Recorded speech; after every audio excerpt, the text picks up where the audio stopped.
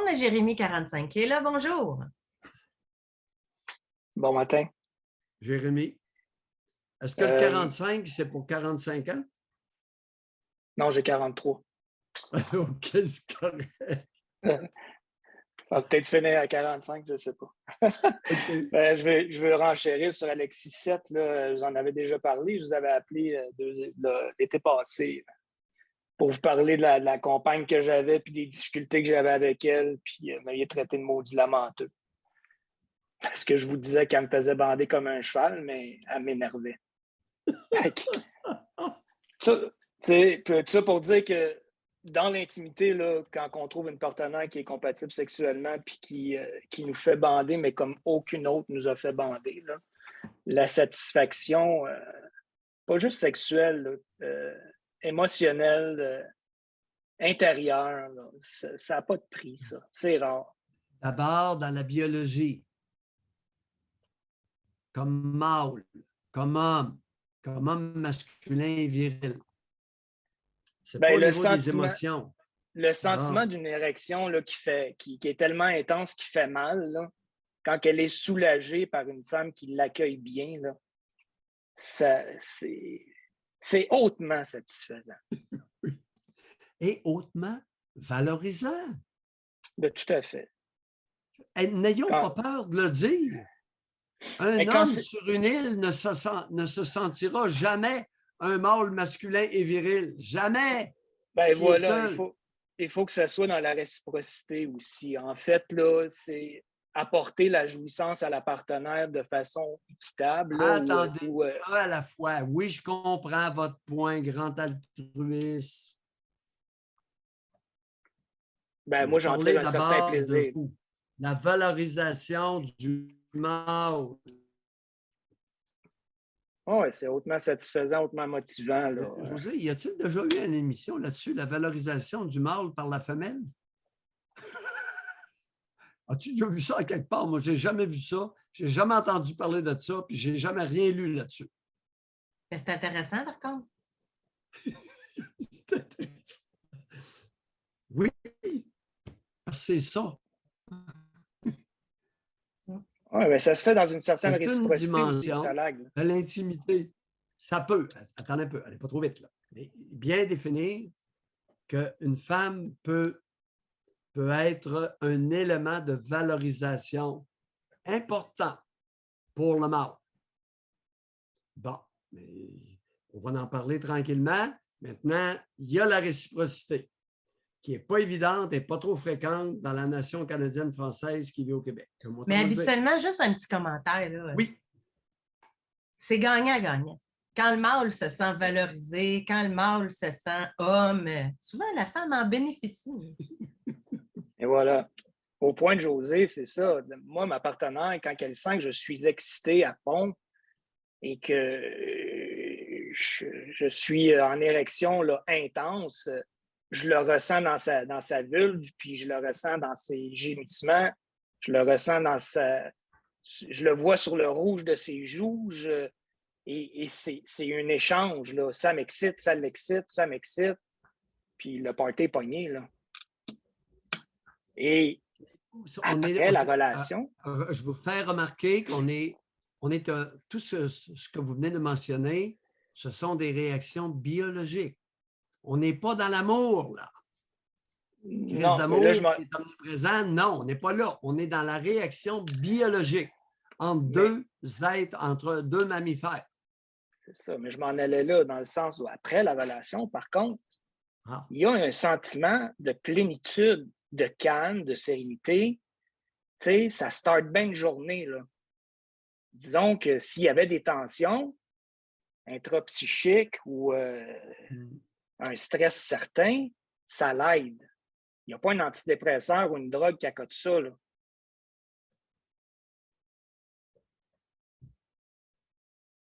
C'est important de le maintenir, de l'entretenir.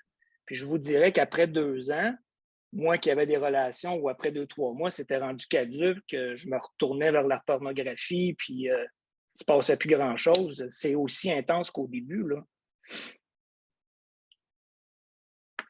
Alors, il y a un paquet de côtés de la facilité. Oui, allez-y. Ceux qui prétendent que le coup de foudre ne dure pas, vous ne connaissez rien. Ce n'est pas une histoire de coup de foudre, c'est une histoire de compatibilité biologique et psychologique. Mais d'abord biologique. La psychologie, la qualité de la relation entretient la réaction biologique jusqu'à un certain point. Mais la réaction biologique est extrêmement importante. Il y a des points qui sont primordiaux. La psychologie ou l'état psychologique ou psychique de chacun est différent.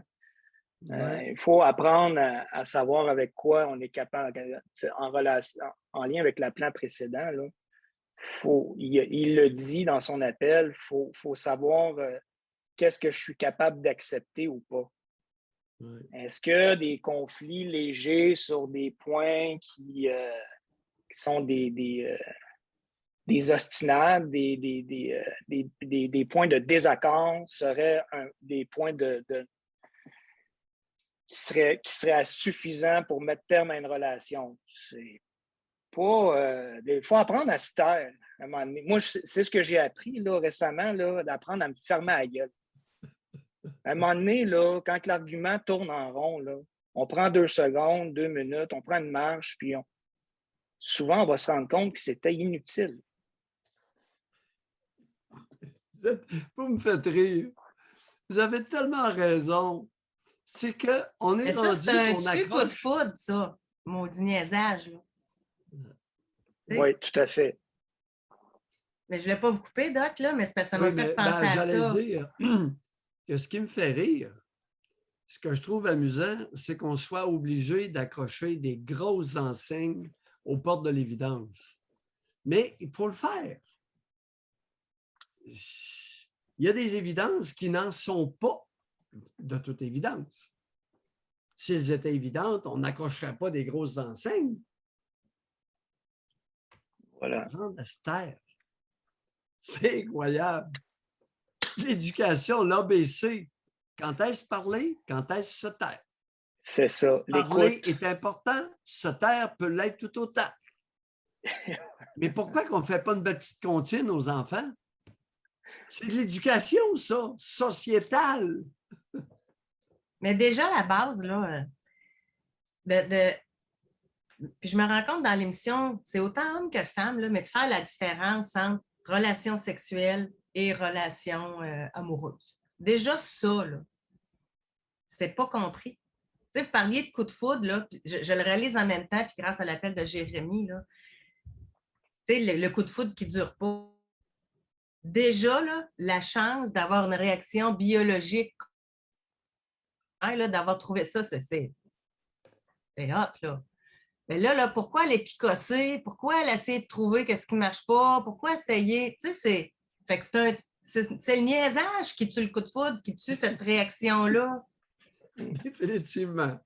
Il y a de toutes sortes d'habitudes, de comportements appris ou acquis qui sont des comportements, là, le doc l'a mentionné souvent, là, des luttes de pouvoir inconscientes.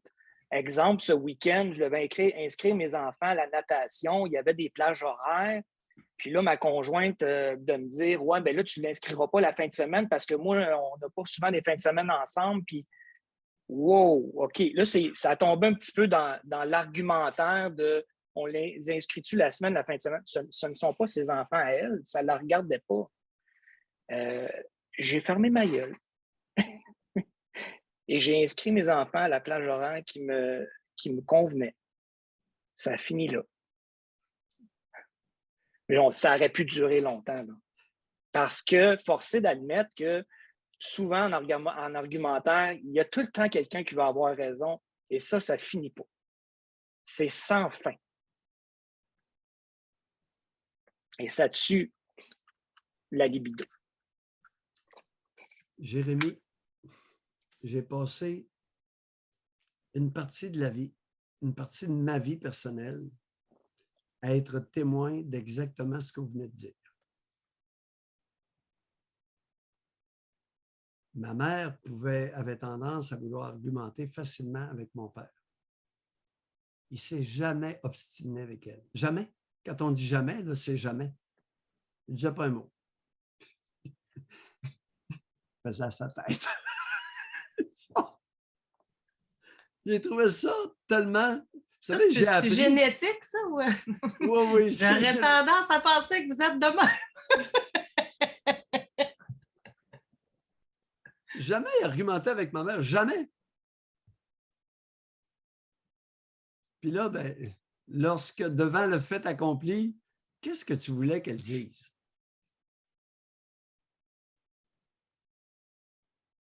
T'as encore fait à ta tête. Ben oui, excellent constat.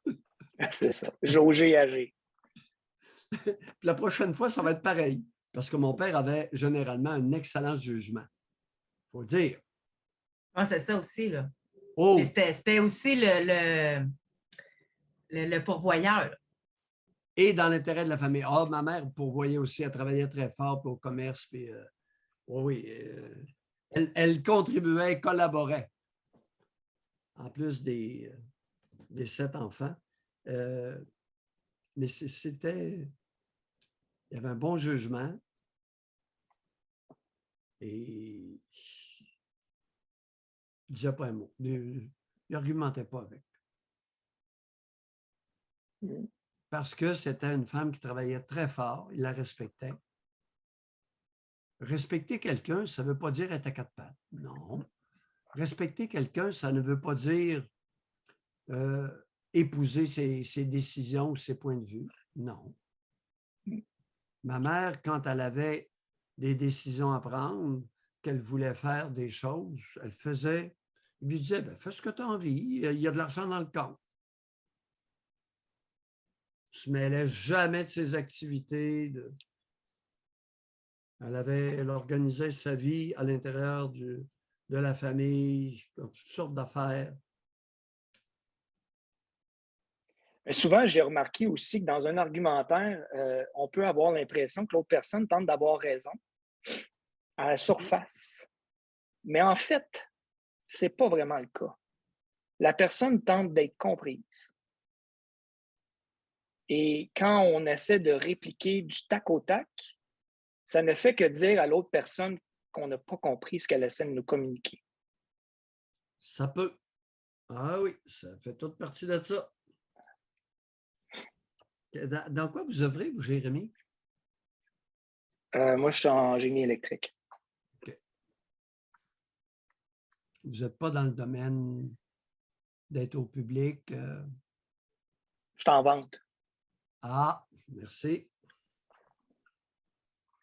Je dis toujours à mes enfants, vous avez 2 oreilles et une bouche. On écoute 2 fois plus qu'on parle. Ça dépend. On ne peut pas scinder ça comme ça, mais vous pourrez leur dire, parler, c'est important. Écoutez les tout autant. J'en prends bonne note. Merci, Doc. Merci, Jérémy, de l'appel. Parce qu'on ne peut pas scinder ça en termes de pourcentage. Ça dépend des situations. Merci beaucoup, Jérémy. Ça dépend des situations.